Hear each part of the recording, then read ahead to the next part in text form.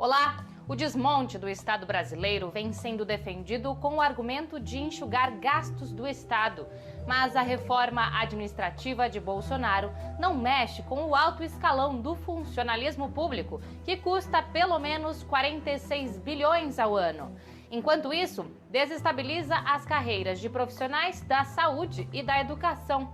Na entrevista central, o ex-subchefe da Casa Civil, Luiz Alberto dos Santos, fala sobre os perigos dessa reforma. E a nossa reportagem traz um panorama sobre uma das carreiras poupadas, a dos militares da ativa em cargos comissionados. Eu sou Pamela Oliveira e a Central do Brasil está começando.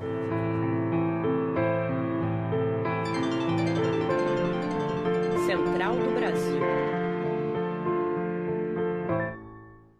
Após esgarçamento da Operação Lava Jato nos últimos meses, nesta semana foi deflagrada uma nova fase, com 51 mandados de busca e apreensão para apurar suposto esquema de tráfico de influências no Superior Tribunal de Justiça e no Tribunal de Contas da União.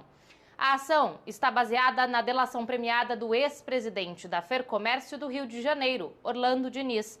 O cientista político André Singer analisa os desdobramentos dessa ação.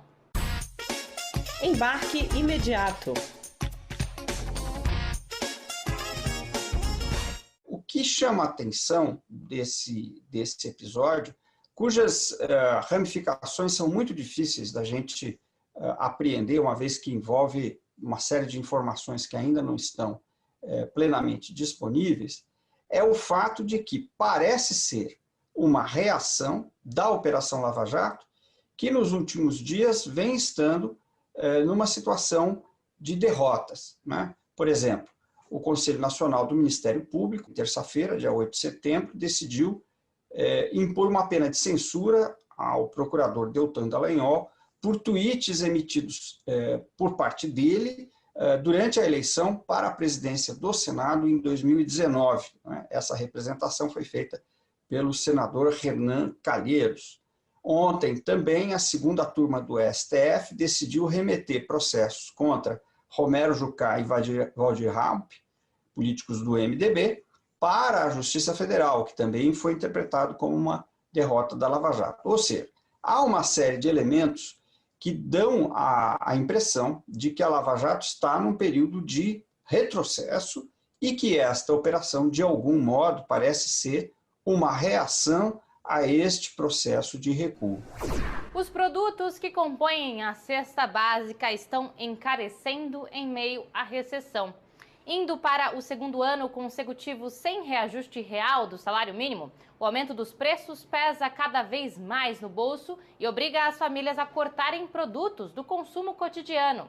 Vamos saber mais na reportagem de Afonso Bezerra. Trilhos do Brasil. O aumento do preço dos alimentos tem tirado o sabor da mesa da família brasileira. Como consequência de uma desastrosa gestão econômica da pandemia, a escassez de alimentos no país tem provocado uma inflação nos produtos mais básicos do nosso cardápio e preocupado os trabalhadores. Só o arroz, item obrigatório das nossas refeições, teve um aumento de 19,2%. O feijão aumentou 12,1%. Nessa matemática, nem o auxílio emergencial, cujo valor de R$ 600 foi uma batalha da oposição na Câmara Federal, tem conseguido dar conta destes preços altos. O efeito na feira tem sido duro. Edna Cristina precisou diminuir a quantidade de produtos na hora de fazer as compras. O jeito foi comprar 1, 2 itens de cada coisa e torcer para que logo se normalize esses preços, para que a gente consiga fazer uma feira decente para colocar dentro da nossa casa novamente, né? Entre as razões para o aumento no preço estão os seguintes pontos: estoques baixos, baixa oferta de alimentos, a falta de apoio à agricultura familiar, principal produtora de alimentos no país, e a alta do dólar. Sem ter uma boa oferta de alimentos, o resultado é a dificuldade de fazer a feira. A saída liberal do governo Bolsonaro é importar alimentos, também condicionados ao preço alto do dólar. Este problema não afeta apenas o consumo familiar. o editor de vídeo Ítalo Farias resolveu, no início da pandemia, investir o auxílio emergencial para criar um comércio de refeições. Hoje ele percebe que não consegue faturar bem porque os custos com os alimentos estão muito mais caros. Está sendo impactante, está sendo difícil manter os preços. Se eu for comprar um quilo de queijo que estava R$20, hoje ele está 40. Então, um produto que eu uso todo dia, arroz eu uso todo dia, legume eu uso todo dia, e está mais caro, dobrou o preço e continua subindo. Para quem gosta de leitura e de histórias ricas, presta atenção na dica de livro de hoje.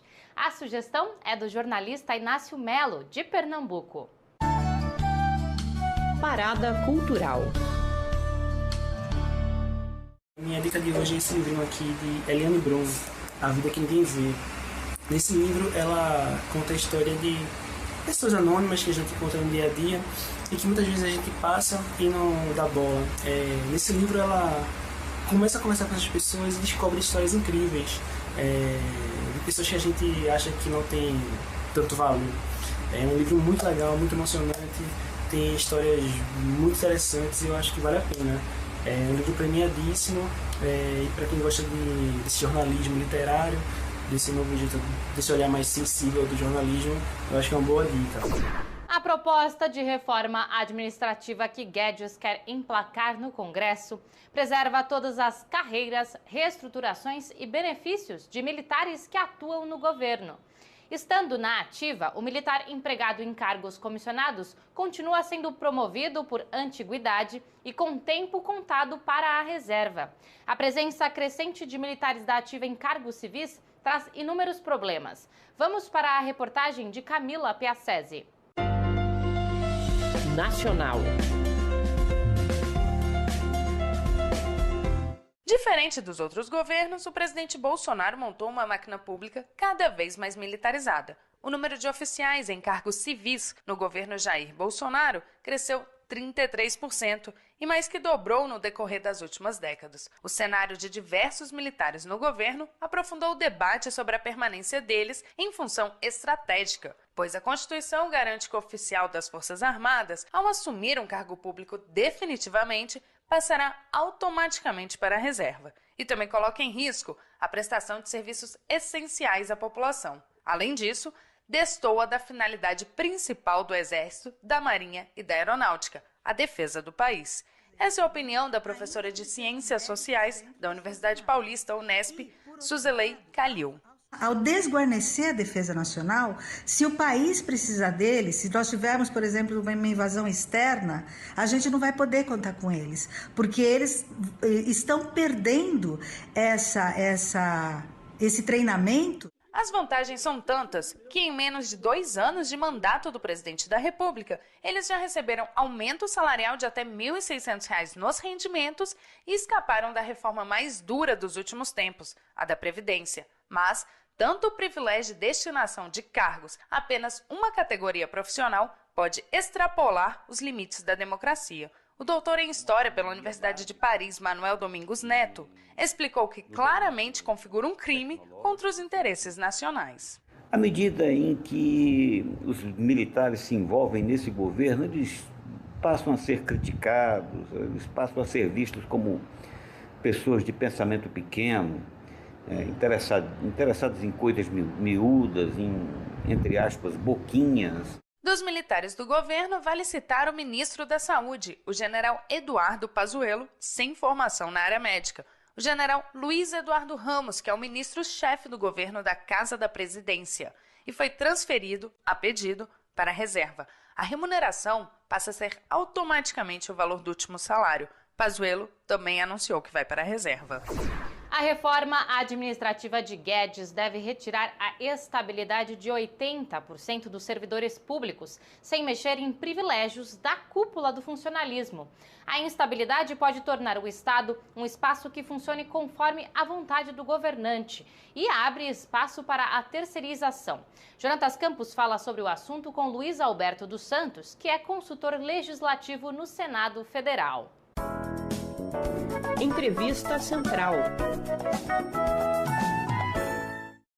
Nossa entrevista central de hoje conversa com Luiz Alberto dos Santos, advogado, doutor em Ciências Sociais, consultor legislativo do Senado Federal. Já foi subchefe da Casa Civil da Presidência da República. Doutor Luiz Alberto, é um prazer tê-lo conosco. O governo Bolsonaro quer fazer uma ampla reforma administrativa que mexe na carreira dos futuros servidores públicos do país.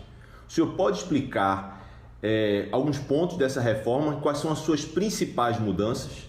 Bem, inicialmente é muito importante colocar o problema da divisão dos servidores públicos de acordo com diferentes tipos de vínculos ou regime jurídico, já que a proposta acaba com o atual regime jurídico único estatutário. E especificamente em relação aos servidores permanentes, que serão contratados por prazo indeterminado, nós vamos ter duas categorias de servidores. Aqueles que desempenharem as atividades ou cargos típicos de Estado, que terão estabilidade, embora uma estabilidade mais flexível do que a de hoje, e os servidores para as demais atividades, ou seja, não típicas de Estado, que não terão estabilidade nenhuma. No entanto, esses servidores estarão regidos por esse regime estatutário sem estabilidade, não terão direito a dissídio coletivo, negociação coletiva, fundo de garantia, ou seja, na verdade serão trabalhadores até com menos direitos do que os trabalhadores do setor privado. As propostas da reforma envolvem, portanto, em decorrência disso, uma radical mudança no princípio de que o servidor precisa ser protegido contra a demissão por meio do Instituto da Estabilidade. Doutor, o senhor falou da estabilidade do serviço público. Eu queria lhe perguntar: por que existe a estabilidade? Qual a importância dela para que o trabalho do servidor público seja eficiente? Exatamente para proteger os servidores das trocas de governo, ou seja, daquele momento em que um governo toma posse e demite todo mundo para colocar os seus apaniguados, os seus apadrinhados políticos. Mais ainda, a estabilidade serve para proteger o servidor quando contraria o interesse de um governante, de um político. E a estabilidade tem exatamente essa capacidade de impedir, por exemplo, que um presidente da República que tenha sido multado por um órgão de fiscalização ambiental, quando chega ao poder, demita o fiscal do IBAMA que o multou. O senhor falou que pelo menos 20% dos servidores vão ter estabilidade numa possível reforma de Bolsonaro. Quem são esses 80% que vão perder a estabilidade? A priori, nós sabemos que na concepção minimalista de Estado do governo Bolsonaro, não entram os servidores da saúde, não entram os servidores da educação, não entram os professores das universidades, não entram os trabalhadores das instituições de ciência e tecnologia, não entram, enfim, trabalhadores que prestam serviços diretamente à população. O conceito de cargo típico de Estado é um conceito que surgiu na ditadura militar em 1974 e desde então, inclusive, ele tem sido muito difícil de definir.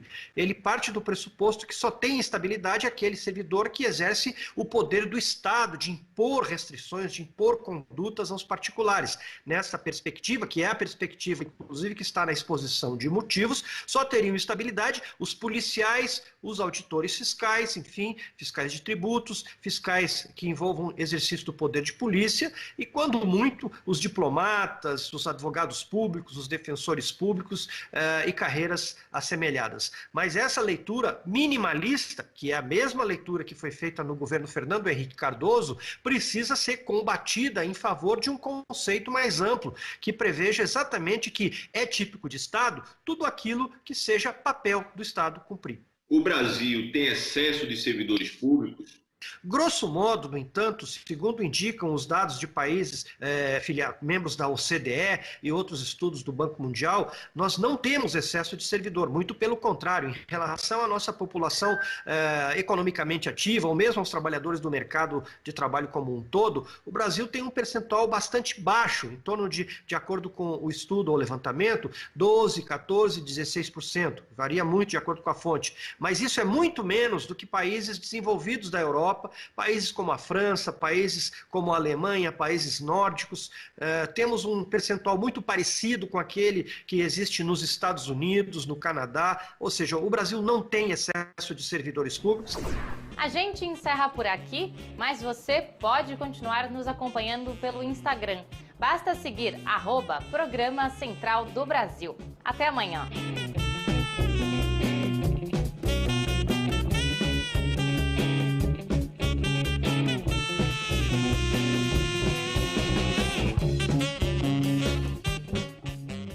Central do Brasil, a rede de comunicação dos movimentos populares.